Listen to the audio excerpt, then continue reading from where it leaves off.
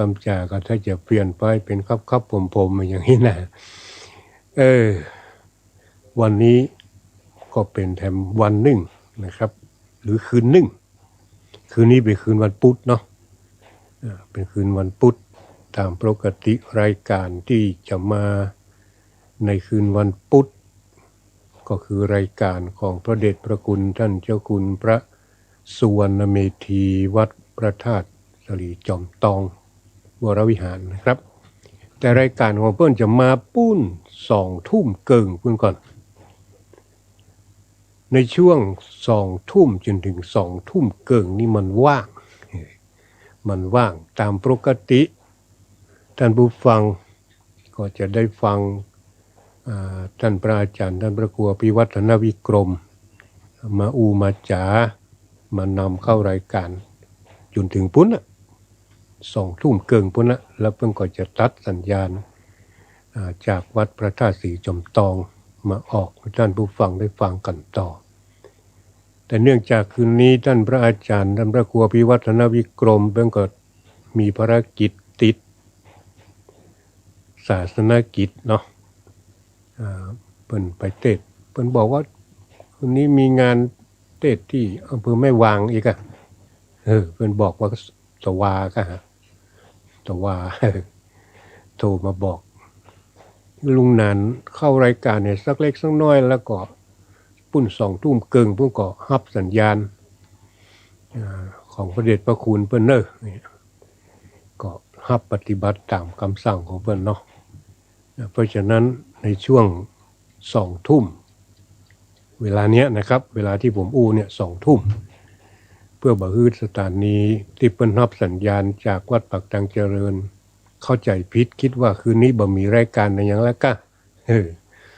ก็เลยตักตายแล้วมาบอกรู้ก่อนเนาะว่ารายการธรรมะ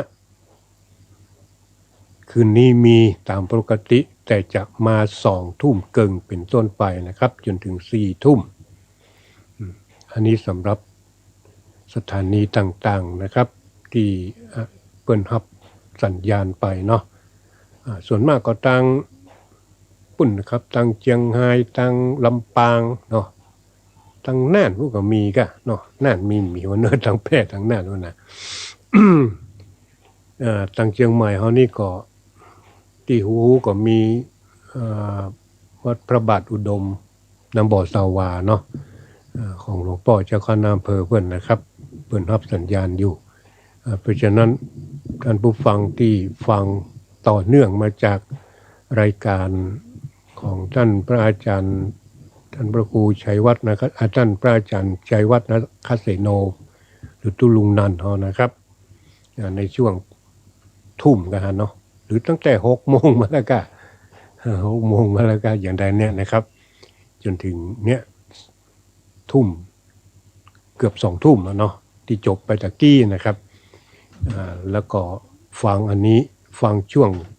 20:00ต่อไปแถมนะครับซึ่งผมมาตักใจท่านผู้ฟังเพื่อบ่ให้ท่านผู้ฟังได้เข้าใจผิดคิดว่ามันมีรายการอย่างแล้วนะครับต่อจากนี้ผมก็จะเอาอย่างมาเปิดให้ท่านผู้ฟังได้ฟังกันไปจนถึงปุ้นแหละครับ20:00 เกิงเนาะจะจบบ่ว่ากันนะครับแต่ก็จะเอามาเปิดให้ท่านผู้ฟังได้ฟังกันถ้ามันยาวเกิน20 กว่านาทีไปนี่ก็ใกล้จะบ่จบผมพอแล้วจะเป็นการเทศธรรมนะครับเนื่องจากในช่วงนี้เป็นช่วงของประเพณีเดือน12เนาะประเพณีปล่อยผีปล่อยเป็ดนะครับมารับของกินของทานตามความเชื่อของคนเมืองเหนือเขานี่ก็เริ่มตั้งแต่ตะวามาแล้วนะครับเริ่มตั้งแต่ตะวามาโยมบาลปัญญาโยมเป็นปล่อยหมู่เพศหมู่ผีที่ไปทะลงตุกยากอยู่ในอบาย โดยเฉพาะมนหกกลับมาเป็นเปรตเป็นอสุรกายเนี่ยนะครับคือมาหาบของกินของทานจากพี่จากน้องจากพ่อจากแม่จากลูกจากเต้าจากวงศาคณาญาติก็เลยเป็นประเพณีเดือน12หรือเดือน12เป่งนะครับประเพณีนี้ทางภาคอื่นไม่ก็มีเนาะเป็นเพราะว่า ศาสตร์เดือน10นะครับซึ่งอันนี้ผมจะเอาของอาจารย์ยอดมาเปิดในช่วง4 ทุ่มนะครับอันนี้ฟังได้เฉพาะคลื่น 98.75 วัดห้วยตองซักนอนเนอเกี่ยวกับเรื่องของเดือน12นี่นะครับแต่ภาคกลางเป็นเดือน10เนาะเป็นน้องรายการเป็นชื่อของเปิ้นก็คือศาสตร์เดือน10นะครับก็คือประเพณีเดือน10บ้านเราก็เดือน12เมืองเหนือเขานี่นับเลยไป2 เดือนเนาะก็เป็นเดือน12บ้านเปิ้นเป็นเดือน10นะครับเพราะว่าจะเป็นภาคกลางภาคใต้ภาคตะวันออกภาคอีสานเนี่ยเป็นเดือน10บ้านเฮาได้เป็นเดือน12นะครับก็จะเปิดในช่วง4 ทุ่มพุ่นเด้อของอาจารย์ยอดนะครับสำหรับในช่วงนี้ผมจะเอาอันนี้เป็นเต้ทำเมืองนะครับประเพณีเดือน12เพ็งนี่นะครับซึ่งเต้โดยอันนี้ตามที่เพิ่นว่ามันนี่ตุเจ้าชินวัดบ้านโซพะเยานะครับพี่น้องทางพะเยาถ้าฟังอยู่ก็ถ้าคลื่นเป็นฮับอยู่ก็คงจะได้ฟังอยู่เนาะอย่างใดก็ลองฟังกันดูนะครับเป็นเรื่องราวเกี่ยวกับประเพณีวันเดือน12โดยเฉพาะเดือน12เพ็งตะวันเนี่ยนะครับก็ไปปุ่นจนถึงปุ้นเดือนดับปุ้นนะครับเดือน12ดับปุ้นช่วงนี้ก็ถือว่าเป็นช่วงที่เพศผีทั้งหลายนะครับเปิ้นมาเสาะของกินของทานจากลูกจากเต้าจากญาติพี่น้องอยู่ฝ่ายที่ยังบ่ได้กินบ่ได้ทานฮือลูกฮือหลานฮือพี่ฮือน้องฮือพ่อฮือแม่พ่ออุ้ยแม่อุ้ยพ่อเหมาะแม่มอนเตื้อก็ทานเนี่ยนะครับ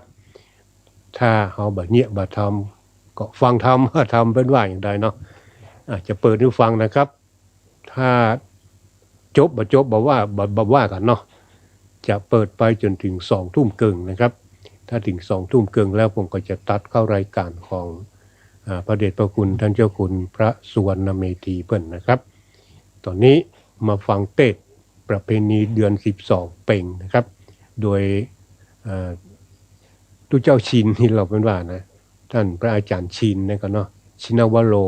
วัดบ้านโซจังหวัดพะเยานะครับก็เชิญรับฟังได้เลยครับ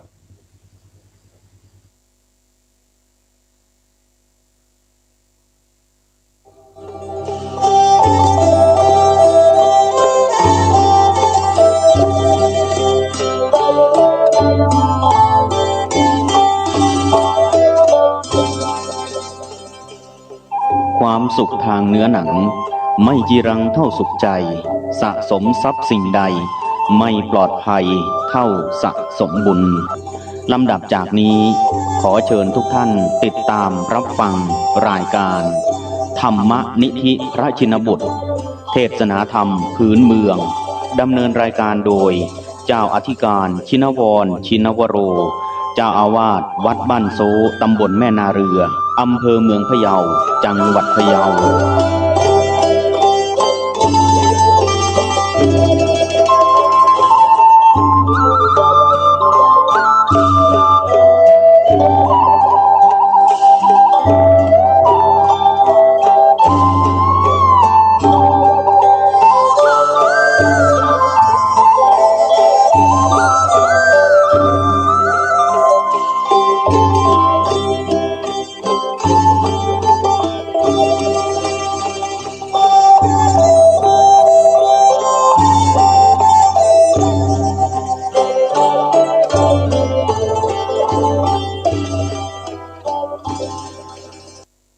ก็ขอความเจริญสุขในธรรมจงมีแก่ศรัทธาพ่อแม่พี่น้องนักศีลนักบุญทั้งหลายสำหรับในวันนี้ก็เป็นวาระโอกาสพิเศษหนึ่งในโอกาสเทศกาล12เพ็งทางพื้นบ้านล้านนาของเฮานั่นก็จะนิยมทำบุพเพตพรีคือการทำบุญอุทิศให้แก่เปรตหรือว่าญาติพี่น้องที่ล่วงลับดับขันวายชนไปซึ่งเฮามีความเชื่อกันว่าในเดือน12เพ็งนี่ทั้งเมืองเหนือล้านนาของเฮาก็จะทำบัตรพลียกรรมตานขันเข้าขันป่าตานทรายตานแตนตานอุทิศส่วนบุญส่วนกุศลไปฮือผู้ไปแล้วบ่มาบ่ว่าจะเป็นญาติกาวงศาพี่น้องทั้งหลายทั้งปวงหรือว่าเป็นการอุทิศให้แก่เปรตที่หาญาติพี่น้องหาข้อกินข้อตานบ่ได้ซึ่งเกี่ยวข้องสัมพันธ์กันในอดีตชาติปัจจุบันนี้ก็ดีนะได้มาเป็นคู่กรรมคู่เวรที่เฮาฮู้กันคือเป็นเจ้ากรรมนายเวรกันนั่นน่ะ เพราะฉะนั้นในวัน12เพ็งตามประเพณีทางบ้านเฮานั่นก็เปิดฮือทำบุญอุทิศส่วนบุญส่วนกุศลไปฮือบรรพบุรุษผู้ล่วงลับดับขันวายชนไปและก็ฮือปูจาธรรมเทศนากันหนึ่งชื่อว่าธรรมะเปตพลีมาเทศนาเพื่ออุทิศส่วนบุญส่วนกุศลไปฮือผู้ล่วงลับดับขันวายชนเป็นลำดับโอกาสต่อไปนะโมตัสสะภะคะวะโตอะระหะโตสัมมาสัมพุทธัสสะอาทาโขภะคะวะลาจาคาเหวิหารติเวลุโอวะเนนิสาญาสัทธาอิมังธรรมเทศนังอาหาลิตัวพิมพิสารังอาลาภาติลาจาจินเตสิมาตาปิตาจญาตากาไมหังกาลากาตานิโกสาลาธรรมานิญาติเปตาสาทโวโดราสาปุลิสาตังละหายจงตังโสตาภาษาหูดาฟังยังลาสาธรรมเทศนาแห่งพระพุทธเจ้าอันชื่อว่าเปตพลีดังเฮาจากวิศาสนาไปนานี้แด่เตอหาติเต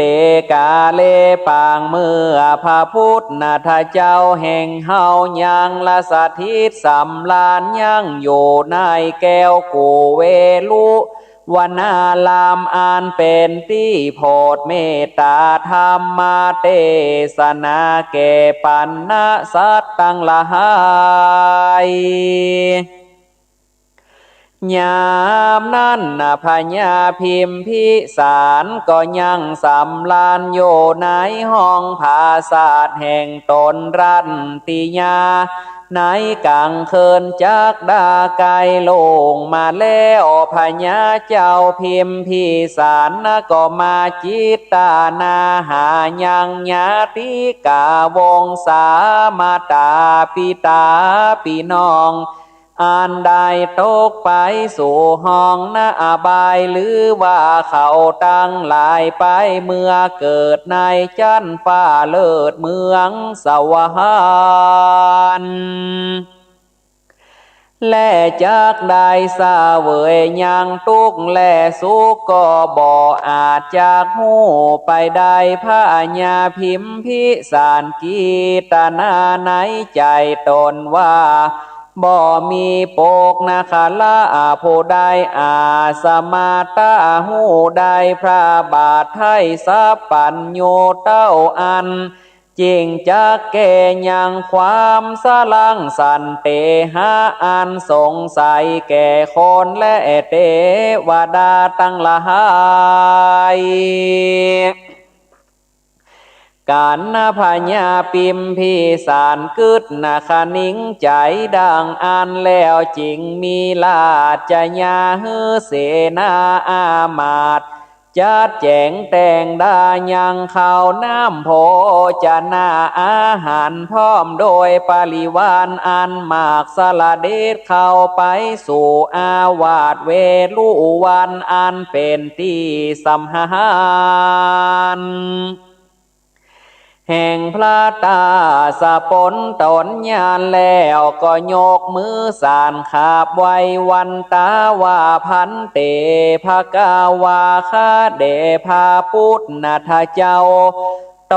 นตะลงกุลอนันตาหาที่สุดบ่ได้คาบาทไทยขอพุทธชาถามอันว่าโปคาลาโพใด